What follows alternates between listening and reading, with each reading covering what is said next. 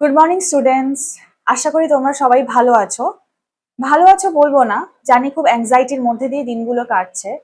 আমিও তোমাদের মতো একজন এসএলএসটি 2 এর অ্যাসপিরেন্ট, 9-10 এ কল্ড ফর ভেরিফিকেশন। তো আমার সাবজেক্ট হলো ইংলিশ। তো আমি তোমাদের বলবো যে চারিদিকে প্রচুর নেগেটিভ নিউজ ছড়িয়ে যাচ্ছে। তো ওগুলো দেখে খুব বেশি এফেক্টেড হওয়ার মতো এখনো কিছু হয়নি। খুব বেশি হতাশ হওয়ার কারণ এখানে নেই, কারণ নিয়োগ প্রক্রিয়া কিন্তু থাকছে, এসএলএসসি 2 কিন্তু থাকছে। হয়তো রিপ্যানেল হতে পারে on the basis of OBC, ঠিক আছে। কিন্তু যারা 9-10 এ কল্ড ফর ভেরিফিকেশন, তাদেরকে আমি একটা কথা বলবো যে তোমরা কিন্তু প্রিপারেশন থেকে, ইন্টারভিউ প্রিপারেশন থেকে খুব বেশি পজ নিও না, কারণ যে কোনো সময় কিন্তু ইন্টারভিউ ডেটস অ্যানাউন্স হয়ে যেতে পারে।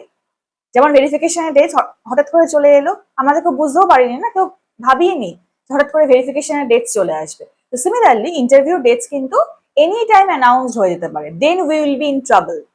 দ্যাটস ওয়াই আমাদের প্রিপারেশনের মধ্যে কিন্তু থাকাটা খুব দরকার। তো এই ভিডিওতে আমি তোমাদের ইন্টারভিউ রিলেটেড কিছু টিপস অ্যান্ড স্ট্র্যাটেজিস শেয়ার করতে এসেছি। যেটা খুব ইম্পর্টেন্ট সেটা হচ্ছে সিলেবাস। কি পড়বো ইন্টারভিউর জন্য, ঠিক এক্স্যাক্টলি কি পড়বো। তো আমার যেহেতু সাবজেক্ট ইংলিশ, তো তোমাদের এখানে বলবো ইংলিশে যারা ক্যান্ডিডেট আছো তাদেরকে বলবো এক্স্যাক্টলি তোমরা কি পড়বে, আমি কিভাবে নিজেকে প্রিপেয়ার করছি। ঠিক আছে, তো চলো প্রথম থেকে শুরু করা যাক। প্রথমে আসি আমাদের সাবজেক্ট। এখন সাবজেক্ট তো বিশাল ভাস্ট। তো সাবজেক্ট মানে এক্স্যাক্টলি কি পড়বো। অনেকে বলছে গ্রাজুয়েশন অ্যান্ড পোস্ট গ্রাজুয়েশনের সিলেবাস পড়ো। তা আমাদের মানে ওয়েস্ট বেঙ্গলেই তো কত ইউনিভার্সিটি রয়েছে, সব university graduation post graduation syllabus এইভাবে পড়া পসিবল নয়, তাই না। তাই আমি বলবো যে তোমাদের ওইভাবে পড়লে চলবে না। তোমরা কি পড়বে, হিস্ট্রি অফ ইংলিশ লিটারেচারটা খুব ইম্পর্টেন্ট। তো তোমাদের প্রতিটা age, starting from Anglo Saxon to post modern, প্রতিটা এজ একদম টাইম লাইন ধরে তোমাদের পড়তে হবে। প্রতিটা এজের টাইম লাইন, প্রতিটা এজের important historical events, like in Anglo Saxon Norman conquest, okay, then gun powder plot in Jacobean period, or in Renaissance, Reformation, romantic movement, modern movement, post-modern, all the movements in modern and post-modern period। তো সব কিছু কিন্তু তোমাদের খুব সুন্দরভাবে পড়তে হবে, ঠিক আছে। আর প্রতিটা এজের ইম্পর্টেন্ট রাইটার্স অ্যান্ড তাদের ইম্পর্টেন্ট রাইটিং, এগুলোই এনাফ। খুব বেশি ডিটেলে যাওয়ার পড়ার দরকার নেই, যে প্রতিটা তুমি একদম টেক্সট ধরে পড়তে শুরু করে দিয়েছো, ওরকম ভাবে পড়ারও দরকার নেই, ঠিক আছে। ইম্পর্টেন্ট কিছু টেক্সট তোমরা পড়বে, ভালোভাবে তাদের ক্যারেক্টার্স গুলো, সেটিং, ব্যাকড্রপ ভালোভাবে দেখে নেবে, কিন্তু প্রতিটা টেক্সট ধরে পড়ার দরকার এখানে নেই। ইম্পর্টেন্ট রাইটার্স গুলো দেখে নেবে, আর তার সাথে ইম্পর্টেন্ট রাইটিং তাদের, আর সেই এজের ইম্পর্টেন্ট ফিচার্স, ঠিক আছে। যেমন ফর এক্সাম্পল তোমাকে কোয়েশ্চেনটা করতে পারে যে রেনেসা এজের দুটো ইম্পর্টেন্ট ফিচার বলো, বা অগাস্টান পোয়েট্রি আর রোমান্টিক পোয়েট্রির ডিফারেন্স কি, modern age and post modern এজের ডিফারেন্স কি, বা পোস্ট মডার্ন এজের দুজন রাইটারের নাম বলো, তাদের ইম্পর্টেন্ট দুটো বইয়ের নাম বলো। তো এইরকম কোয়েশ্চেন্স জেনারেলি করা হয়। আমি অনেকের সাথে কথা বলেছি যারা আগে ইন্টারভিউতে অ্যাপিয়ার করেছে, তাদের সঙ্গে কথা বলেছি, তো সেখানে থেকেই তোমাদেরকে এগুলো বলছি, ঠিক আছে। তো সাবজেক্ট থেকে হিস্ট্রি অফ ইংলিশ লিটারেচারটা খুব ইম্পর্টেন্ট, খুব ভালোভাবে তোমাদেরকে পড়তে হবে। এখান থেকে আরেকটা কোয়েশ্চেন হতে পারে, তোমার ফেভারিট রাইটার কে। তো ফেভারিট রাইটারের ক্ষেত্রে আমি বলবো যে কোনো একজন রাইটারকে প্রিপেয়ার করো না, তোমরা 4 জনকে প্রিপেয়ার করো। কিভাবে, তোমার ফেভারিট পোয়েট কে, ফেভারিট নভেলিস্ট কে, তোমার ফেভারিট শর্ট স্টোরি রাইটার কে, আর ফেভারিট এসেইস্ট কে, and favourite playwright also. Sorry, 5টা তোমাদের রাইটারকে প্রিপেয়ার করতে হবে, novelist, poet, playwright, essayist and short story writer, ঠিক আছে।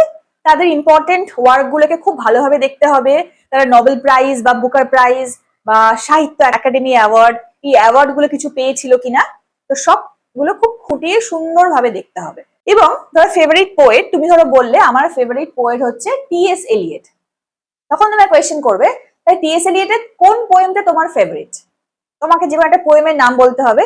এবার সেই পোয়েম থেকে কিন্তু খুব ডিটেল কোয়েশ্চেন্স আসতে পারে। টি.এস. এলিয়ট এরকম 1 থেকে 2টো পোয়েম তোমাদের খুব ডিটেলে পড়ে যেতে হবে যদি তোমাদের টি.এস. এলিয়ট ফেভারিট রাইটার হয়, ঠিক আছে। আদারওয়াইজ তোমাদের ওভারঅল টি.এস. এলিয়ট সম্পর্কে বাকি ওয়ার্ক গুলো, প্লেস গুলো, টি.এস. এলিয়ট নোবেল প্রাইজ পেয়েছিল ইন দ্য ইয়ার 1948, তো এই সমস্ত ইম্পর্টেন্ট ডিটেলস গুলো জেনে যেতে হবে, ঠিক আছে। Same for all other writers, I mean your favourite novelist, short story writer ক্ষেত্রে একইভাবে তোমাদের প্রিপেয়ার করতে হবে।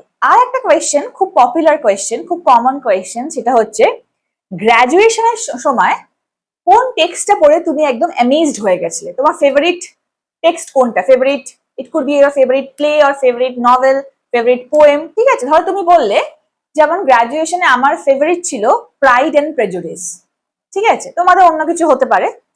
তো সেই টেক্সটটা ভালোভাবে পড়ে যেতে হবে, ঠিক আছে? বা শেক্সপিয়ারের কোনো প্লেও হতে পারে যে এই প্লেটা পড়ে আমি তো একদম অ্যামেজড হয়ে গেছিলাম, মানে এটাতে কি সুন্দর একটা প্লে, কি সুন্দর একটা গল্প। তো তখন তোমাদের সেই গল্পটাও ভালোভাবে ডিটেলে প্রিপেয়ার করে যেতে হবে।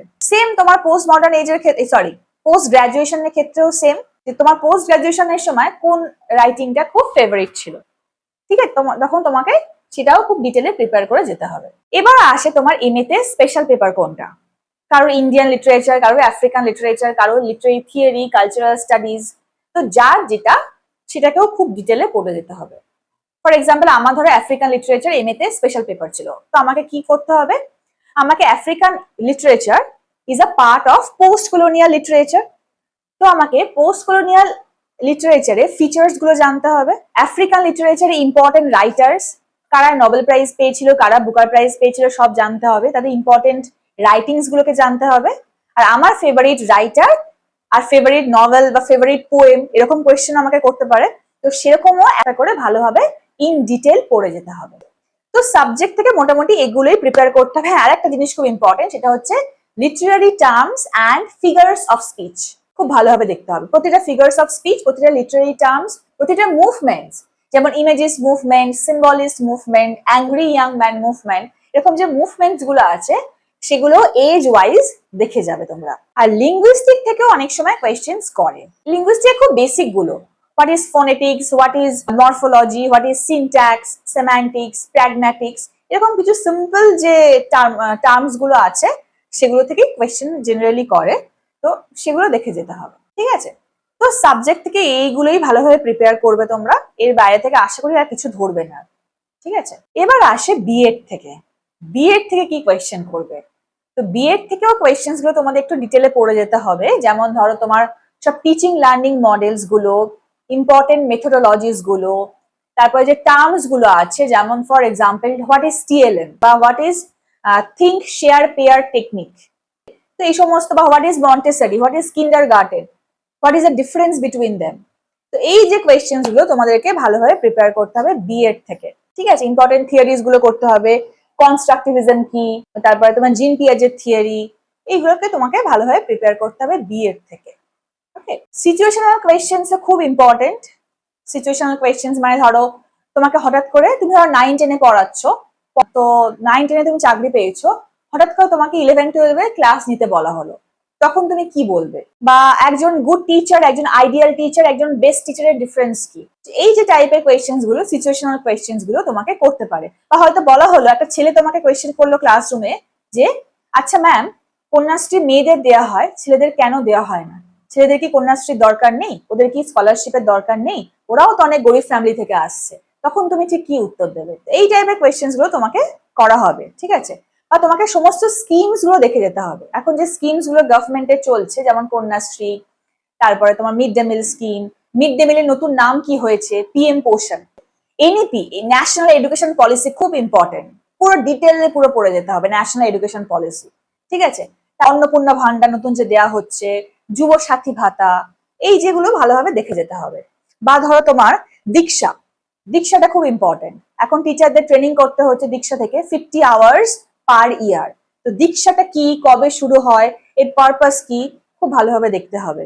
বা ধরো তোমাকে কোয়েশ্চেন করা হলো যে স্কুলে বন্দে মাতরমটা এখন আগে গাওয়ানো হয় জনগণ মন অধির আগে, এই নিয়ে তোমার স্ট্যান্ড কি, তোমার ভিউ পয়েন্ট কি, ঠিক আছে? তো এগুলো হচ্ছে সিচুয়েশনাল কোয়েশ্চেন্স এর পার্ট, এগুলো কিন্তু খুব ভালোভাবে প্রিপেয়ার তোমাকে করতে হবে, ঠিক আছে? আর এরপরে তোমার আসছে যেটা, সেটা হচ্ছে তোমার এসএলএসটি সিলেবাসটা, যেটা পরে আমরা রিটেন পরীক্ষা দিয়েছিলাম। তো সেই সিলেবাসটাও একটু দেখে যাবে, খুব ডিটেলে দেখার দরকার নেই, একটু ওপর দেখে যাবে, সেখান থেকে কোয়েশ্চেন কিন্তু করে, এই ওপর সেটাও ভালোভাবে দেখে যাবে।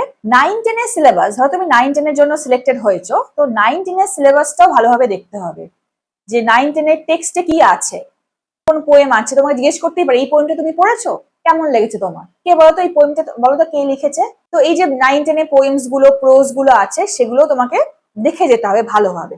খুব ডিটেল আমি বলছি না, খুবই সব পড়তে হবে, বাট একটা ওভারঅল আইডিয়া যেন থাকে। তুমি কিছু কোয়েশ্চেন করলে যেন তুমি বলতে পারো।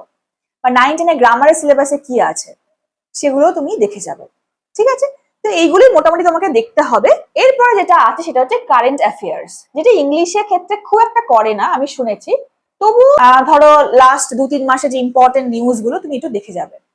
নতুন সরকার গঠন হয়েছে, নতুন যে মন্ত্রিমণ্ডল যেটা, সেই নামগুলো ভালোভাবে একটু জেনে যাবে। নতুন কিছু ধরো কিছু ঘটনা ঘটছে সেগুলো একটু জেনে যাবে। বা তোমার কোয়েশ্চেন করতে পারে তুমি কোন নিউজ পেপারটা রোজ পড়ো। তো এইরকম কিছু কোয়েশ্চেন তোমার কাছে আসতে পারে। কারেন্ট অ্যাফেয়ার্সে খুব বেশি জোর দেওয়া দরকার আছে বলে আমার মনে হয় না, কিন্তু তবুও একটা যেন নলেজ তোমাদের থাকে। তো এইগুলোই মোটামুটি প্রিপেয়ার করতে হবে ইন্টারভিউর জন্য।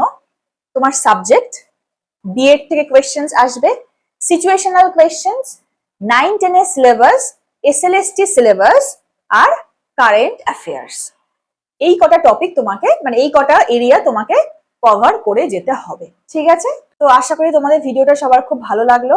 আরো কিছু হেল্প লাগলে আমাকে বলো, আমি সেই তোমাদের রিকোয়ারমেন্ট অনুযায়ী ভিডিও বানানোর চেষ্টা করব, ঠিক আছে? তাহলে আজকে ভিডিওটা এখানেই শেষ করছি। সবাই খুব ভালো থেকো, পজিটিভ থেকো। Thank you.